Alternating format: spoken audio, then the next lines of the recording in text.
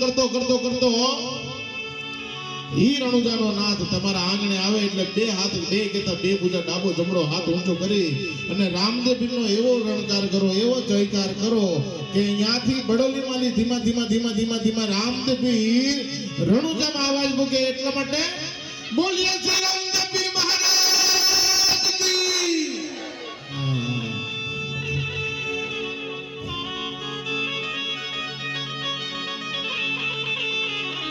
बाप ही बाप से इको का पता बाप ही बाप से साहेब.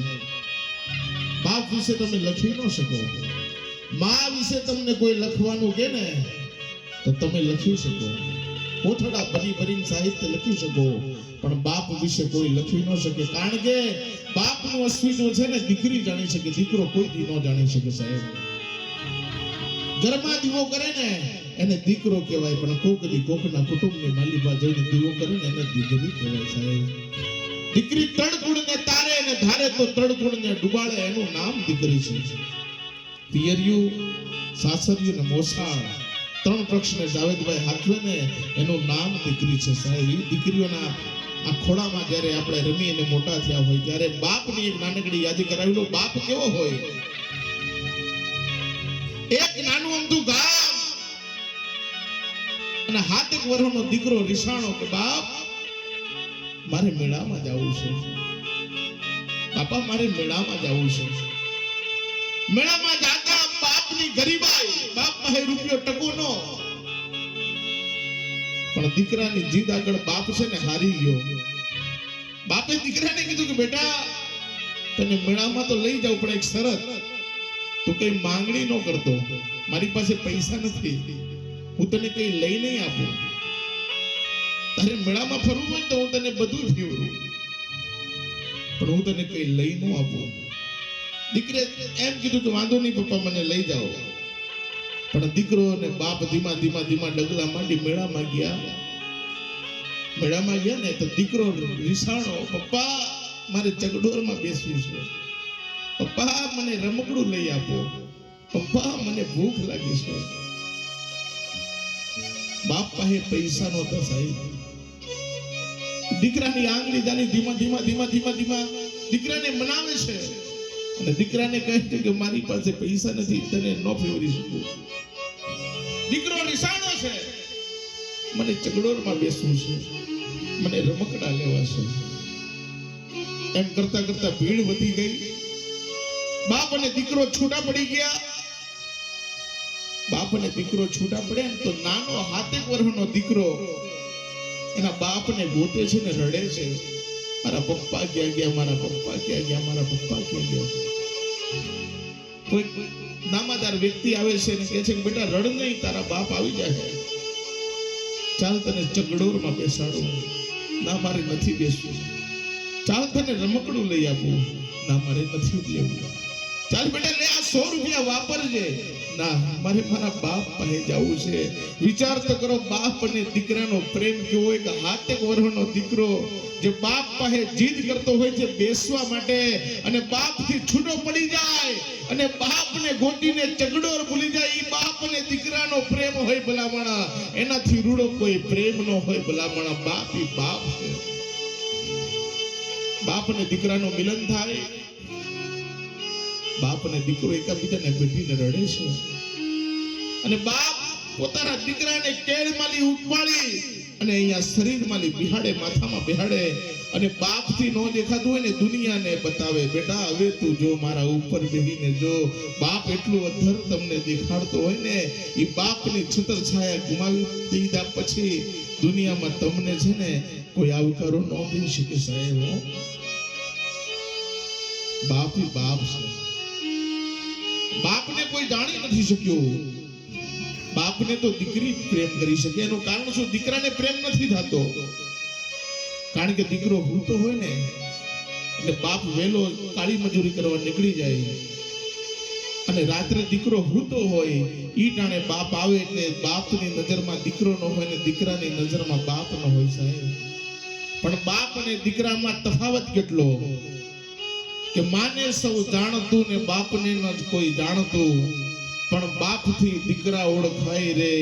તમે બાપની લાગણીઓને માનજો રે લોલ સાહેબ. બાપની લાગણીઓ છે સાહેબ. માં ગમે જેટલા દુઃખ વેઠે 9 મહિના, ગમે જેટલું સ્તનપાન કરાવે 3 વર્ષ, પણ દીકરાના નામ પાછળ તો બાપનું જ નામ આવે. એનું કારણ છે કે બાપ ઈ બાપ છે ભલામણ. હા, અને બાપના વિયા ગયા પછી આ દુનિયામાં ઉપરથી આકાશમાંથી ચંદ્ર વિયોગ્યો હોય, સૂર્ય વિયોગ્યો હોય ને, એટલી વેદના થાય. એ બાપનું ટાણું છે. ત્યારે અમારા સોમનાથની ધરામાં સરસ મજાનો એક 5 વર્ષનો દીકરો એના માને કે મારો બાપ ક્યાં છે. 5 વર્ષનો દીકરો સ્કૂલમાંથી નીકળે અને એ કે માં મારો બાપ ક્યાં છે. તો એની માં આંગળી ચાલી સોમનાથ દાદાના મંદિરે લઈ જાય અને કહે કે આ તારો બાપ છે, હે આ તારો બાપ. ત્યારે દીકરો કે ના, આ મારો બાપ ન હોય, આ તો દુનિયાનો બાપ છે, ભગવાન ભોળોનાથ છે. ત્યારે એમ કહેવાય કે ઈ માં ઈ દીકરાને હમીરસિંહ ગોહિલના પાળીએ અજીતસિંહ લઈ જઈને ઊભી થાય અને પછી કે છે, ત્યારે કેવું કે છે,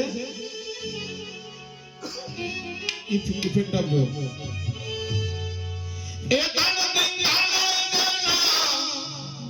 ઇફેક્ટ આપજો, બે જ આપજો થોડો. માથડામાં હાણા ઓલ્યા પાણિયા થઈને રે પૂજાઓ રે ગણવૈયા મારે ઠાકોરજી નથી થાઓ. ગણવૈયા મારે ઠાકોરજી નથી થાઓ. માથડામાં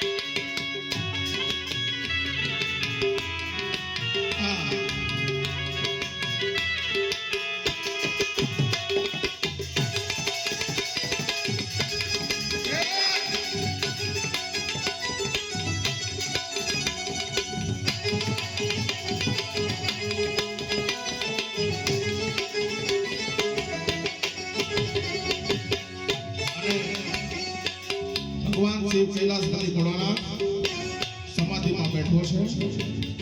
એક દિવસ એની સમાધિ છૂટી ગઈ. કોલાહલ અવાજ આવ્યો. ધ્યાન લગાવ્યું તો ખબર પડી કે મથુરાની જેલમાં પ્રેમ તત્વનું પ્રાગટ્ય થયું છે. ટોપલાની અંદર બેસાડી વસુદેવ યમુના પાર કરાવી કૃષ્ણને ત્યાં વ્રજભૂમિ પર પધાર્યા છે.